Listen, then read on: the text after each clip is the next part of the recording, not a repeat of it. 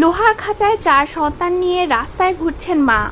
ঠাকুরগাঁওয়ে 4 সন্তানকে নিয়ে মানবেতর জীবনযাপন করছেন এক মা। লোহার খাঁচায় করছেন লালন পালন, চিকিৎসা আর খরচ জোটাতে প্রতিনিয়ত করছেন সংগ্রাম।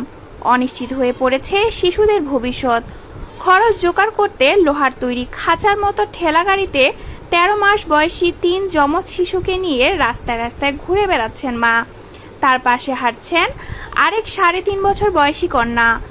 লোহার খাঁচার মধ্যেই এখন তাদের দিন রাত জীবনযুদ্ধে এক ভিন্ন রকম সংগ্রামের গল্প এক মা জান্নাত বেগম। জান্নাত বেগম ময়মনসিংহ জেলার মেয়ে। প্রায় 5 বছর আগে প্রেমের সম্পর্কের পর বিয়ে হয় ঢাকায় হাবিল নামের এক যুবকের সঙ্গে। বিয়ের পর তারা ঠাকুরগাঁওয়ে এসে বসবাস শুরু করেন। 1 বছর পর কোল জুড়ে আসে মেয়ে সন্তান। পরের বছর আরও 3 সন্তান। 4 সন্তান রেখে ছেড়ে যান স্বামী। নিরুপায় হয়ে পড়েন জান্নাত। শুরু হয় সংগ্রামী জীবন। ঠাকুরগাঁও সদর উপজেলার বদেশ্বরী সরকারি আশ্রয়নের ঘরে থাকতেন জান্নাত আক্তার। স্বামী চলে যাওয়ায় হারিয়ে ফেলেন কুল কিনারা। প্রায় অসুস্থ হয়ে পড়ে শিশুরা। বাধ্য হয়ে চলে আসেন শহরের পরিষদ পাড়ায়, আশ্রয় নেন ভাড়া বাড়িতে। কাজ খুঁজে বের করতে গিয়ে বাধা হয়ে দাঁড়ায় শিশুদের দায়িত্ব ও তাদের রেখে বাইরে গিয়ে উপার্জনের কোনো সুযোগও তার হাতে ছিল না। শেষ পর্যন্ত সন্তানদের ক্ষুধা নিবারণে বের করে আনেন এক অভিনব উপায়। নিজ উদ্যোগে স্থানীয় এক কামারের দোকানে চাকা লাগানো লোহার খাঁচা বানিয়ে নেন 7,000 টাকা খরচে। সেই খাঁচায় বসিয়ে দেন 3 যমজ শিশুকে। আর পাশে হাঁটে বড় সন্তান মরিয়ম।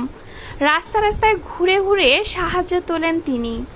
জান্নাত বেগম বলেন, আমি সাহায্য তুলে দিন পার করি, এটা নিশ্চয়ই লজ্জার, কিন্তু আমার কোনো উপায় নেই। সন্তানদের ক্ষুধার্ত মুখ আমি দেখতে পারি না।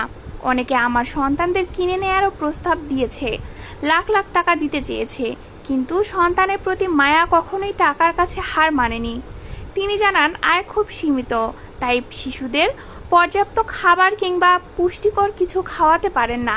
অনেক সময় তারা পেট ভরে খেতেও পায় না। প্রতিবেশীরাও জান্নাতের দুর্দশা দেখে ব্যথিত।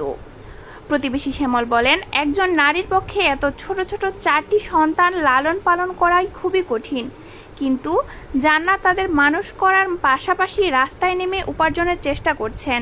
তিনি সত্যিই সংগ্রামী। আরেক প্রতিবেশী শারমিন বলেন, ওদের কান্নার শব্দ শুনে মনটা কেঁদে ওঠে।